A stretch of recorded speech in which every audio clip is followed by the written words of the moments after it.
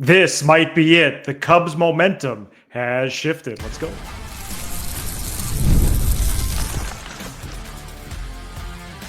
You are Locked On Cubs, your daily Chicago Cubs podcast, part of the Locked On Podcast Network, your team every day. You are Locked On Cubs, part of the Locked On Podcast Network, your team every day. I'm Matt Cozy. I am a lifelong fan, taking my passion into discussion with you on all things Cubs. Sam was at the Cubs game tonight with my cousin, Sam's best friend, Nick Cozy. Happy birthday to Nick. Nick, a major reason for this show's success. Today's episode is presented by 5 Hour Energy. Enter for a chance to win a dream golf trip for two to any golf tournament in the United States. Visit 5hewin.com for full rules and entry. No purchase necessary. It does exclude the Masters. Ends October 31st of this year. There is breaking news about Kyle Tucker that we will review later in the show. Also later, I explain why the Cubs have the right mix in the bullpen, and we go more in depth on Matt Shaw because we also start with Matt Shaw, who might have completely changed the momentum of the 2025 Cubs. The Cubs won 4-3 over the Brewers on Wednesday. They've won 3 out of 4 against their rival with one game to play this week. And they have also clinched the season series. Cubs are now 73-54 on the season and will be at least 2 games ahead of the Padres for the first wild card spot. Cubs are 5.5 now ahead of the Mets, 6 of the Reds. In the bottom of the third inning, runners on first and second, no outs. Matt Shaw stepped to the plate against Brewers pitcher Jacob Misiorowski, who had already walked the previous 2 batters. Shaw got the bunt sign 0-0. He got it again 2-1 and fouled off a pitch both times. Foul bunted. Eventually, the count gets to 3-2, and he fouls off 4 straight pitches before drawing a walk. The at-bat totaled 11 pitches. 11 pitches. This is the type of at-bat that dictates the tenor of a game. And that is exactly what happened on Wednesday, because 5 pitches later to Michael Busch, he laced a bases-clearing double to left center. The Cubs took a 3-1 lead. They never looked back. Colin Ray went 5 2/3 innings, 3 hits, 2 runs, 5 walks, 3 strikeouts. The Brewers had the bases loaded with 1 out in the second, but only scored 1 run. And Thielbar, Keller, and Palencia closed the game out of the bullpen.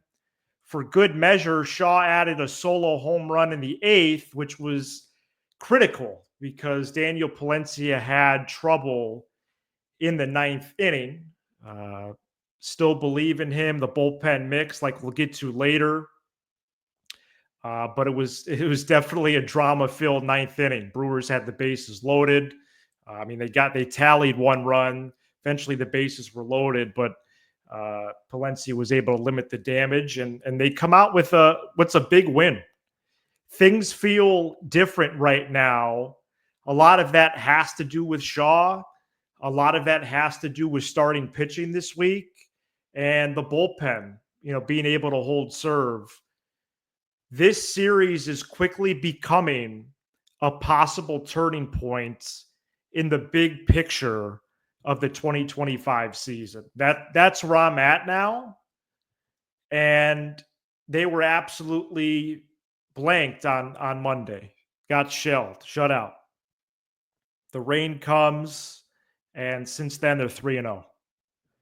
More on Shaw later and on the bullpen. But this was an emotional win for me. I thought the way the game played out carried a lot of meaning. You get the bases loaded and no outs that early in the game. If you want to win the game against a division rival, then you need to cash in that opportunity. And that's exactly what they did. And that was good to see. And that was because of Matt Shaw. And then Michael Busch comes through. He's ahead in the count. He laces that double. They could win 4 out of 5 on Thursday. That's a major story. They've already won 3 out of 4. That might be a major story already. It might not even matter what happens on Thursday. To get 4 out of 5, I think, does allow you to dream big again about the season. This is a game of trends. If they win 4 out of 5 against the best team in the sport, that changes the story of what the season could be. You start to imagine what it could be. You start to plot out the postseason path. You start to imagine them winning the wild card series and taking 3 of 5, like they will at least do this week, against the Brewers. I know there's 30 plus games left, but that's what that would do.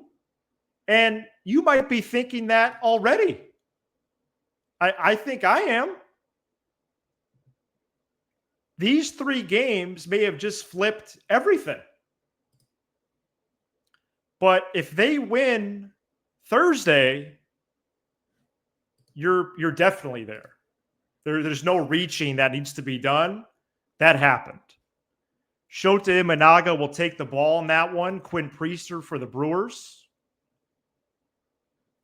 Imanaga enters sporting a 3.06 ERA in 103 innings. Priester has put together a solid year following the Brewers trading with the Red Sox for him in April.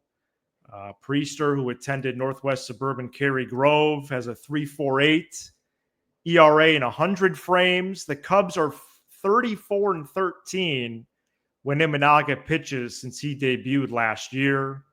As of this recording, FanDuel has the Cubs as minus 142 favorites. That's a 1:20 p.m. Central Standard Time start. And if this week already wasn't a major opportunity, they could continue that on Thursday. And it may have already happened because of what Matt Shaw did, what the rotation has done this week, and the bullpen being able to mitigate a couple of more tension-filled situations for sure. Coming up next, I'll get into more of the season in the big picture and why Matt Shaw, if he wasn't playing like he is, I think the story of the year and certainly the tone, the attitude around the season, especially this month, it would be a lot worse if Matt Shaw wasn't playing like this. We explain why next. This episode is brought to you by Monarch Money. You ever wish managing your money felt easier? With Monarch Money, it can. Whether you're growing your savings or planning a big purchase, Monarch puts you in the driver's seat. It's like having your own personal CFO giving you full visibility and control over your finances.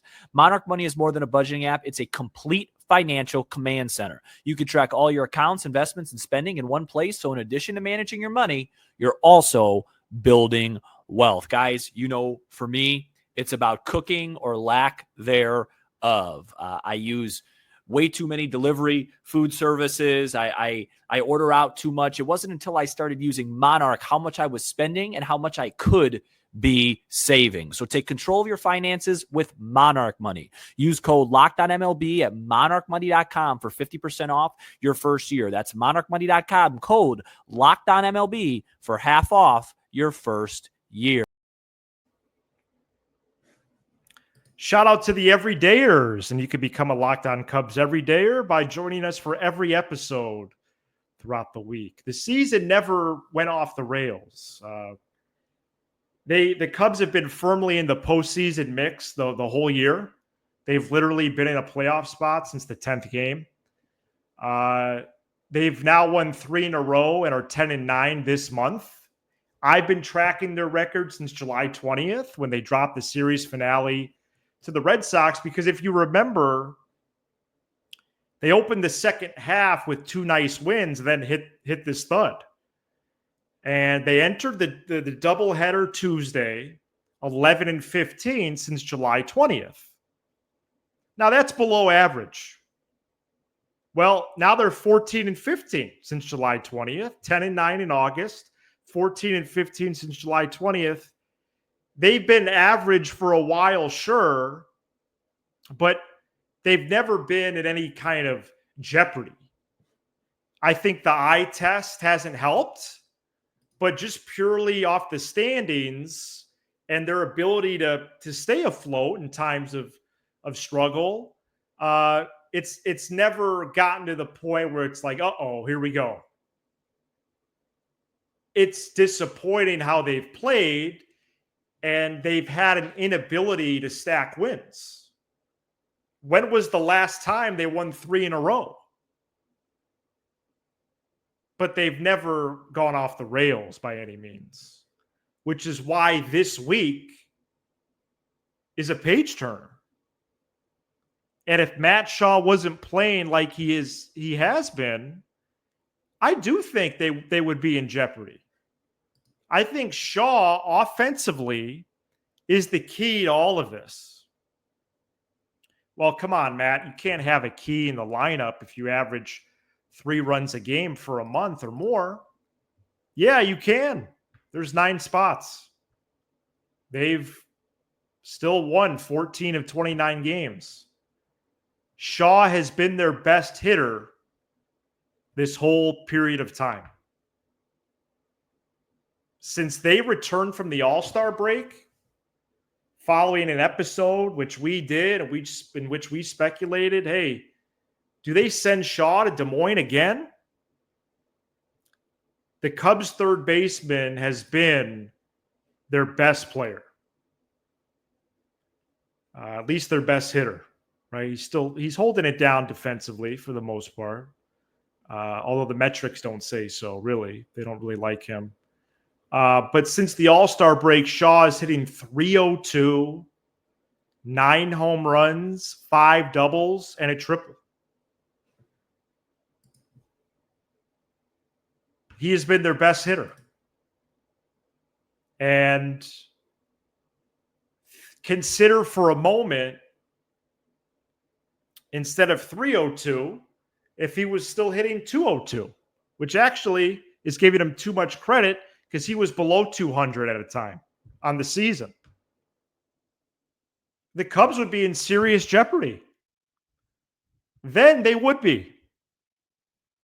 But because of how he's done, they're not.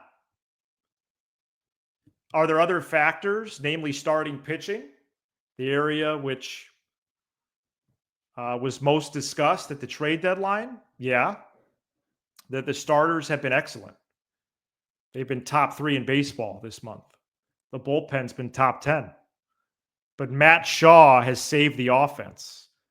And as a byproduct, has limited the damage during this stretch in which, yeah, we've been disappointed in inability to stack wins. But now it sure looks like we might have a snowball effect here. I think Shaw should remain in the bottom third of the order. He should be there every day, save for an off day or two, playing third base, batting 7th, 8th, or 9th. I could see a path where he hits 9th on the rest of the year and on a team that makes a deep run. And the Cubs lineup has been predicated on a clear core of players. Whether you like that term or not, they do have a clear core. Just meaning that they have multiple dudes who have proven their worth in the major leagues. That entering the 2025 season, these players had a clear resume. Now, whether that was a resume that you enjoy more times than not is up to you, but they did have that Tucker, Seiya, Happ, Horner, Swanson. You can add Bush in there if you want. But it was Pete in the first half and now Matt Shaw in the second as major reasons why the Cubs have won 73 of 127. How did they win 73 games out of 127 with just 30 plus left? Because of these types of stories.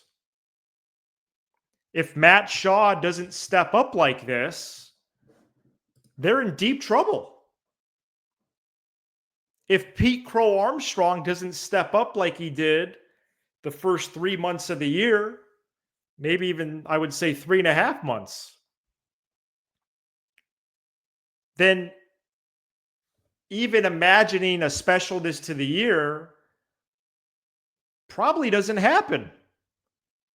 And I use the word probably, just to have a tendency to be conservative. But on March 18th, when the season opened, the Cubs over-under win total was 86.5. They're on pace for 90-plus wins. Craig Counsell, late September last year, called out the organization, hey, we should be shooting for 90-plus win seasons. Right now, they're on pace to do that. They're on pace to beat their over-under win total by well more than a series worth of games, maybe 2 or 3 series worth. Right? If it's 86.5, they win 93. Right? They beat that by almost 6 wins. Over 6 wins, actually. Almost 7 at that point. And Shaw's rise, especially after getting demoted in April, and then continuing to scuffle when he returned, he's been one of the biggest stories of the season. He might have flipped momentum this week, for sure. But in terms of the grand scope of the year, he is now becoming a top 5 story for me. Pete's emergence, Shaw's emergence, Matthew Boyd, right? You have a couple other unsung heroes in there. Brad Keller would be high on the list in that type of category. But Matt Shaw, for good reason, has become a major storyline. And it's really, really cool to see. And sometimes the best trades are the ones you don't make. In 17 games since joining the Mariners, Eugenio Suarez is hitting 141. 141. And Matt Shaw is not only holding it down, but he's been one of the best players in baseball now for over a month. All right, we get to breaking Kyle Tucker news, literally. ESPN's Jesse Rogers, in the closing innings of the Cubs' 4-3 win on Wednesday, put out a report about Tucker. So Matt Cozy will read to you next segment and a little bit of a read aloud of Jesse's report. Also diving into the bullpen mix as well. Stay tuned. Today's episode is brought to you by 5 Hour Energy Transfusion. This grape, ginger, and lime flavored shot brings the iconic taste of a golf course favorite to a non-alcoholic boost. Perfect for sinking birdies or making great memories with friends. It's a hole-in-one for your energy game.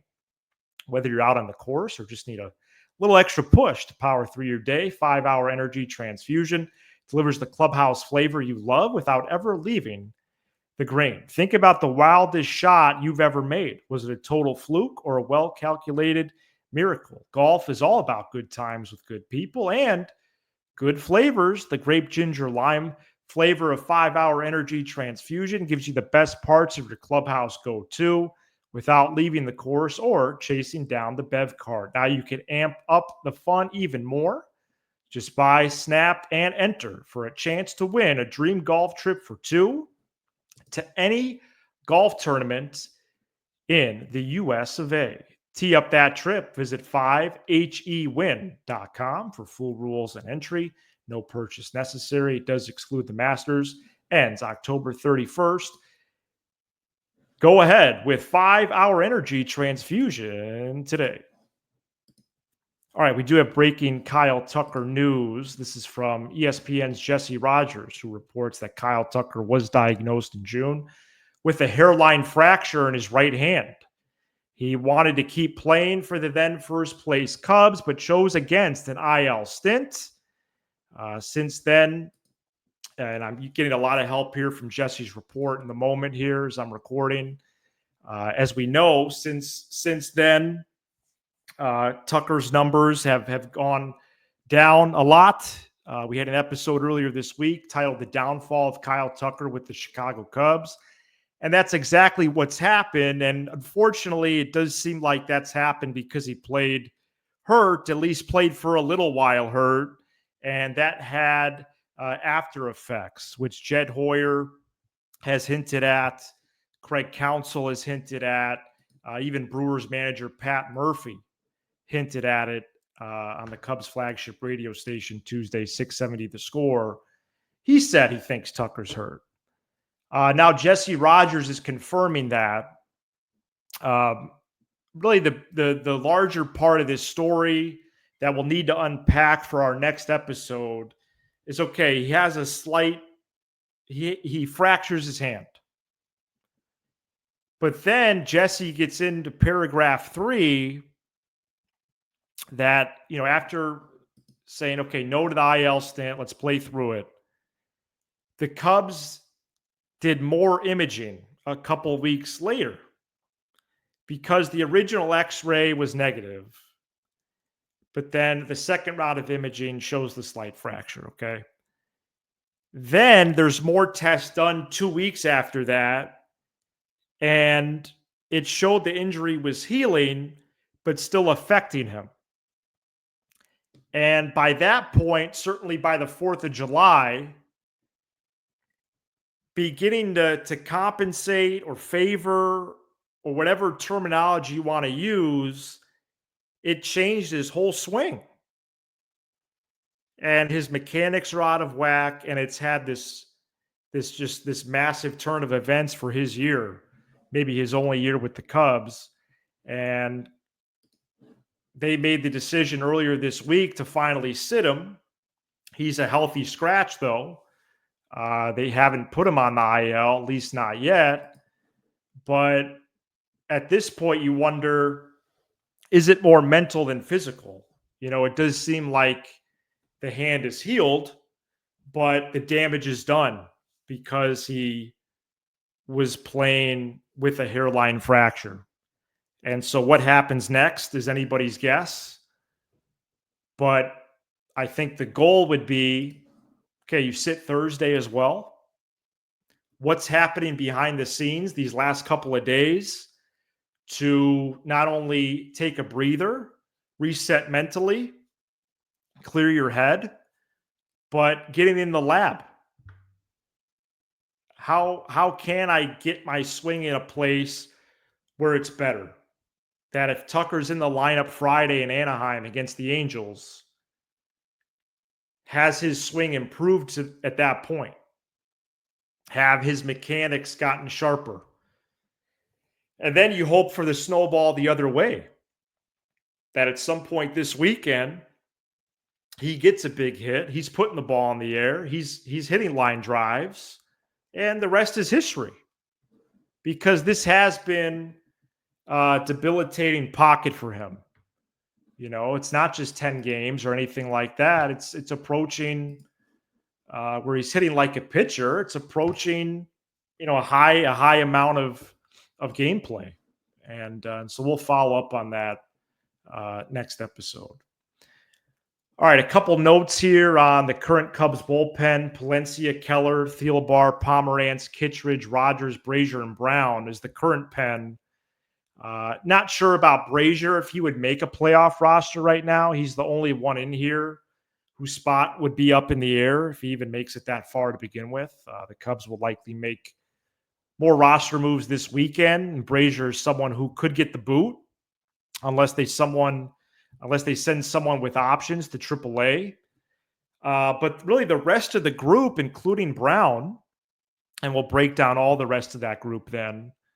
I'll tell you this. If the Cubs make the playoffs, they do have the makings of a good bullpen mix for the playoffs, whether it's a matchup, an arm slot, a certain pocket or inning of the game. This is a good bullpen, and that's despite some recent turbulence from Palencia, including Wednesday. But Palencia and Keller throw 98 plus with nasty movement. Thielbar straight over the top with the loopy curveball, sneaky fastball velo. Pomerantz has that classic three-quarter slot. Kittredge working through that long pause that he has as he delivers the pitch. And for him, it's mostly about his mix, but shoot, his velo has been trending well too. Rogers, more of a low arm slot. Brown, maybe a wild card here, but I've always believed 3 batters for him would be something to explore with, fastball, curveball. And relievers are vital in the playoffs. At least they have been. Bullpen usage spiked last year thanks to multiple teams, including the world champion, basically using 2 or 3 starting pitchers. But the Cubs mix, I do think, translates here. And the bullpen currently ranks 10th in baseball in ERA. And for a 2+ month stretch earlier this year, they were first in ERA and actually first by a lot. So a lot of encouraging signs from the bullpen as we are going to close out the show calling Sam Olber and getting a report from his experience at Wrigley tonight, celebrating Nick Cozy's birthday.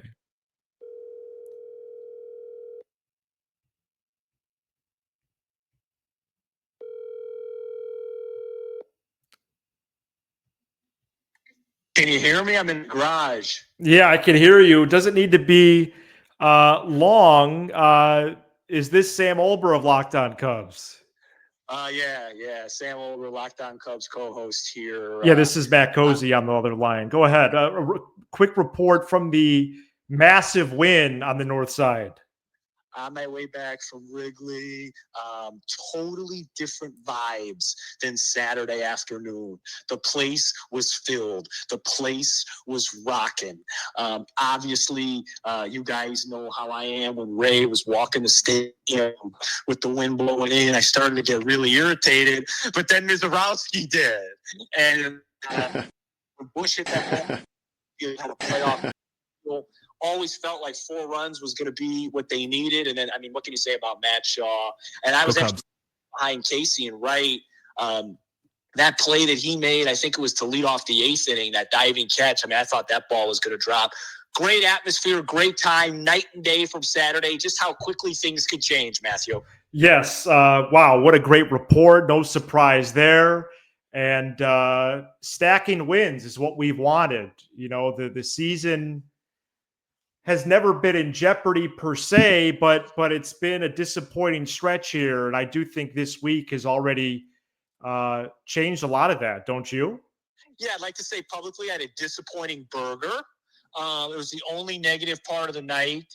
But yeah, look, it felt great. I was at the – did it look like on TV off the bat the Contreras ball was ticketed for right field? Yeah, it did. I was got emotional when – Horner completed the catch. I was. It was a great game. Yeah, it was. It was a really well played baseball game, and now you've taken the series, you've taken the season series, which has got to do wonders for your confidence. And now you have an opportunity tomorrow with what I would assume good pitching conditions again, because the wind hasn't blown out here since the late '90s. Imanaga versus Priester. Cubs have seen a lot of Priester. Shota pitches well in these conditions. A lot of lefties on Milwaukee to neutralize. What an opportunity to take 4 out of 5. And if they do that, it's gonna be a different club that lands in Anaheim. All right. Well, it is only a 30-minute show, Sam. So thank you so much for joining the show tonight. All right. Well, thanks for having me. Hopefully I'll see you tomorrow if you'll still have me. Absolutely. Thank you, Sam Olber. Happy birthday to Nick Cozy as well. Yeah. All right. Sounds good. Okay. That's Sam Olber, co-host of Locked On Cubs. and he was at the game tonight. We will be back after Thursday's Cubs-Brewers, Game 5 of a 5-game series, and the last game between the two teams, at least in the regular season this year. This is Locked On Cubs, part of the Locked On Podcast Network, your team every day for your second listen. Check out the all-new Locked On MLB Game Night, every game, every night, all season long. Get local analysis on a national scale. Find MLB Game Night on the Locked On MLB channel on YouTube or wherever you listen to podcasts. I'm Matt Cozy, and this is Locked On Cubs. Chris Jacobs. Shout out to Matt Cozy and Sam Olber, hosts of my favorite podcast, Locked On Cubs.